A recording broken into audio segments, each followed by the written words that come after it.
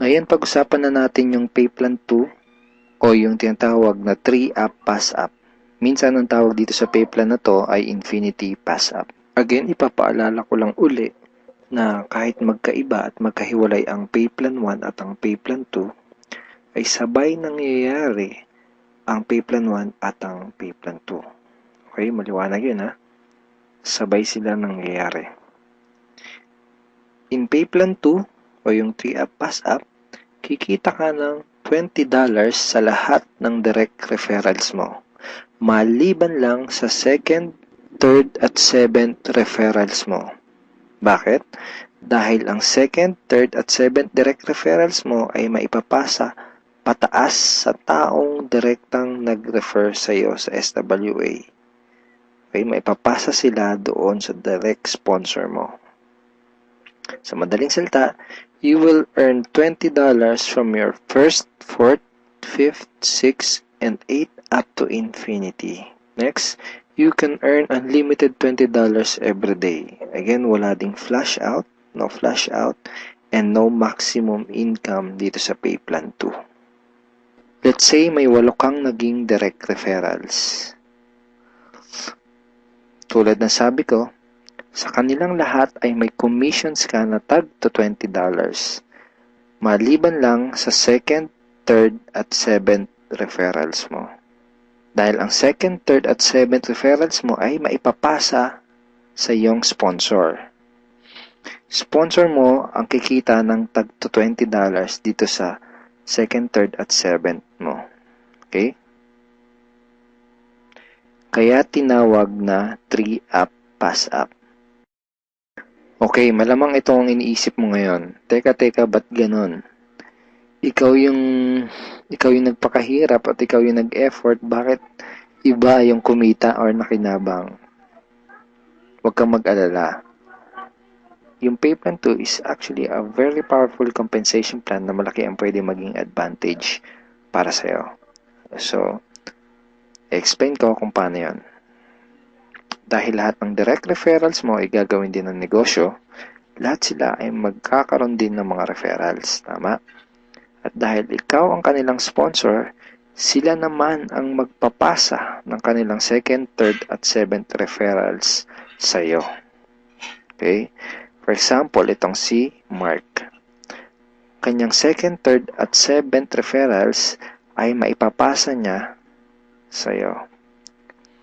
Ikaw ang kikita ng tagto $20 sa second, third, at seventh referrals ni Mark.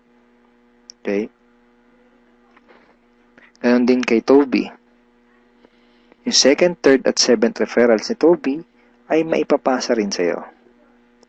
Ikaw din ang kikita ng tagto $20 sa second, third, at seventh referrals ni Toby. So, ganon din ang mangyayari kay Fred, kay Diane, etc. Kikita ka ng tagto $20 sa mga second, third, at seventh referrals ng mga direct referrals mo. Pati itong mga naipass up sa'yo, kung mapapansin mo parang naging considered as direct referrals mo na rin sila dito sa Payplan 2. So, pati ang mga yan ay magpapasa ng kanilang second, third, at seventh referrals nila sa'yo. Darating yung time na araw-araw ka nang tatanggap ng mga tag to $20 sa email mo. Doon sa mga $20 na commissions mo, ganito yung email na matatanggap mo from SWA. Okay, see the $20? Just imagine kung gaano kaganda ang gising mo kung sa tuwing umaga at pagbangon mo sa kama at pag-check mo sa computer mo para i-check ang email mo ay hindi mga Facebook notifications ang matatanggap mo, kundi puros $20 in commissions tulad ng mga to. Okay? Sarap ng gising, di ba? So, okay, yan yung mga yan. Parang ganyan yung matatanggap mo. Now, let's try to compute the potential income for this pay plan. Sigurado na may excite ka dito sa mga susunod na ipapakita ko sa iyo. Assuming na mayroon ka lang 3 direct referrals who will pass up their second, third, and seventh referrals to you. Okay? So, 3 na magpapasa ng kanilang 2nd, 3rd, and 7th. So, 3 times 3, that's a total of 9 times $20 yung SWA Pay Plan 2 commission times $20, that's a total of $180. So, in peso, that's 8,100 pesos. Now, yung 9 na yun ay considered as your direct referrals na rin sa Pay Plan 2 lang. Okay? Ibig sabihin, yung 9 na yun ay magpapasa ulit ng kanilang 2nd, 3rd, at 7th sa'yo. So, 9 times 3 equals 27 times $20 commission, that's a total of $540 or 22,680 pesos. Then, yung 27 na naipass up lang sa'yo ay again considered na rin as your direct referral sa Pay Plan 2, ay again magpapasa ng kanilang 2nd, 3rd, and 7th sa'yo. So, times 3 again equals 81 times $20, that's a total of $1,620. In peso, that's 68,040 pesos. And then again, yung 81 na yun, magpapasa up ulit ng kanilang 2nd, 3rd, and 7th. So, times 3, that's a total of 243 downlines times $20, and that's a total of $4,860. 204,120 pesos. So again, yung 243 na yun, magpapasap ng kanilang 2nd, 3rd, and 7th. That's a total of $729 times $20. That's $14,580. In peso, that's 612,360 pesos.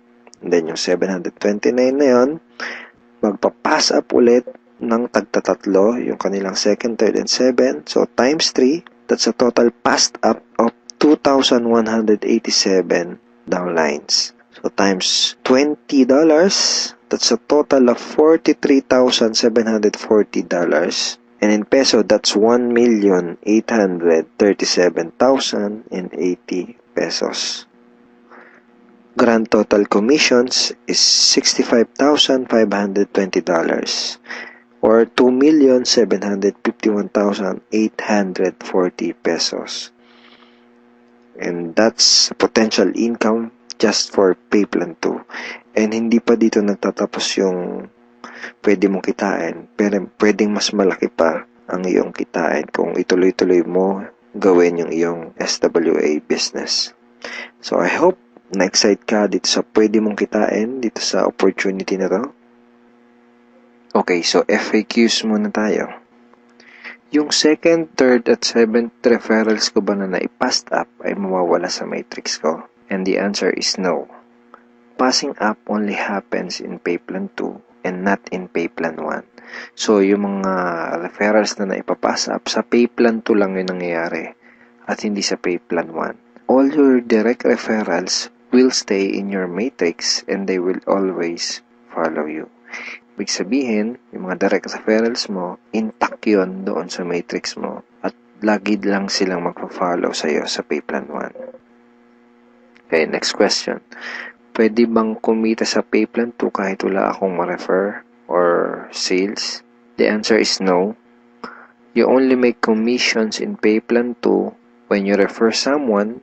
Kita ka lang sa Pay Plan 2 kapag may na-refer ka. Or if your direct referrals pass up their 2nd, 3rd, and 7th to you.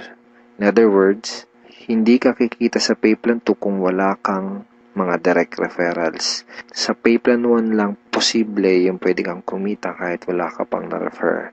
Pero sa Pay Plan 2, hindi yun possible. Kung may mga additional questions ka pa, at kung may mga part ka na hindi naintindihan doon sa pay plans ng SWA, pwede mo uling panoorin itong mga video na to para mas maintindihan mo ng maigi yung compensation plan or yung pay plans ng SWA. So ngayon, ang pag-usapan natin ay yung mga benefits mo once na maging part ka na ng aming team, yung Team Unstoppable Internet Entrepreneurs. Once na maging part ka na ng team, ito yung mga training resources na makukuha mo. Magkakaroon ka ng access sa mga training resources na to. Okay? Yung mga information na nasa loob ng mga training resources na to ang magtuturo sa iyo kung paano ka magsisimula ng tama at kung paano mo gagawin ng tama ang iyong SWA business. So, once na maging member ka na ng SWA at maging part ka ng aming team, magkakaroon ka ng 100% access sa mga training resources na to. So, ano-ano ba yung mga nasa loob ng training resources na to? First is yung Team Unstoppable Internet Entrepreneurs Handbook. So, ito yan. Ito yung Internet Entrepreneurs Handbook. Nandito sa ebook na to, yung tinuturo namin na 3 strategies of promoting your business on the internet. Bakit 3 strategies? Kasi yung isa pang beginner, yung isa pang intermediate at yung isa ay pang advanced. So kahit first timer ka pa lang at kahit wala ka pang background sa industry na to, ay meron kami nakahandang trainings para sa iyo at para matulungan ka magkaroon ng tamang start sa business mo. Next is yung how to handle prospect objections. Okay, ito yan. Ito yung loob niyan.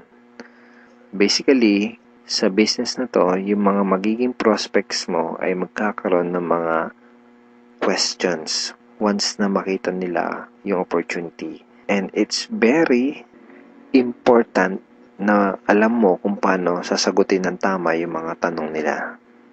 Most networkers ay nagfe-fail dahil hindi nila alam kung paano sasagutin yung mga question ng prospects or yung mga objections ng kanilang prospects. Okay, next is yung Ninja Network Marketing Scripts. How to talk to your leads and prospects on the phone. Okay, ito yun. Basically, these are sets of scripts na magagamit mo kapag kakausapin mo yung mga prospect mo sa phone, or sa chat, pwede rin sa chat, or one-on-one. Kung ikaw ay call center agent, I'm sure familiar ka sa mga scripts. Next ay itong how to sponsor your circle of influence properly. Okay, ito yun. Okay. So, ituturo din namin sa iyo kung paano mo i-approach ng tama yung mga kaibigan, kakilala at kamag-anak mo. Dito mo matututunan, dito sa ebook na to, mo matututunan kung paano sila i-approach ng tama. Okay? Yan. May mga sample email din yan na pwede mong isend sa mga kakilala at kaibigan mo. It's a step-by-step training ebook. Okay? Tignan mo step 2. So, isa to sa mga step-by-step na mag-guide sa'yo kung paano mo gagawin yung negosyo mo ng tama kung first time mo pa lang papasok sa ganitong klase ng business. And next ay itong how to create your automatic recruiting system, the 3M system blueprint. Basically, this is a video tutorial paano gumawa ng website na tutulong sa'yo para i-promote ang iyong business. Matututunan mo kung paano ka gagawa ng ganitong klase ng website. Ito yung website na tutulong sa iyo para mas mapadali mong gawin ang iyong SWA business.